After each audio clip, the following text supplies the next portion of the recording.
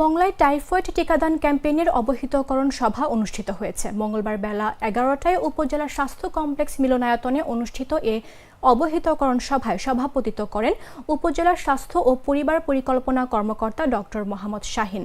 Typhoid টিকাদান ক্যাম্পেইনের বাস্তবায়নের সোমবার থেকে সরকারি বেসরকারি কর্মকর্তা কর্মচারীদের নিয়ে ধারাবাহিকভাবে পৃথক পৃথক অবহিতকরণ ও উদ্বুদ্ধকরণ সভা করে আসছে উপজেলা স্বাস্থ্য ও পরিবার পরিকল্পনা কর্মকর্তা ডক্টর মোহাম্মদ শাহিন। তিনি বলেন, টাইফয়েড টিকা গ্রহণকারীদের প্রত্যেককে আলাদা আলাদাভাবে ওয়েবসাইটে নিবন্ধন করতে হবে।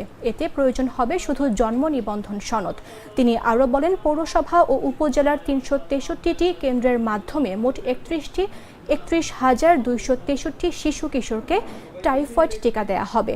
এ টিকাদান কার্যক্রম চলবে ১২ অক্টোবর থেকে ১৩ নভেম্বর পর্যন্ত। পথ বিনষ্ট হইবে। আমেন। ধন্যবাদ করতে যাচ্ছি। আমি আমার পরিচয় দিয়ে শুরু করছি, তারপর আমার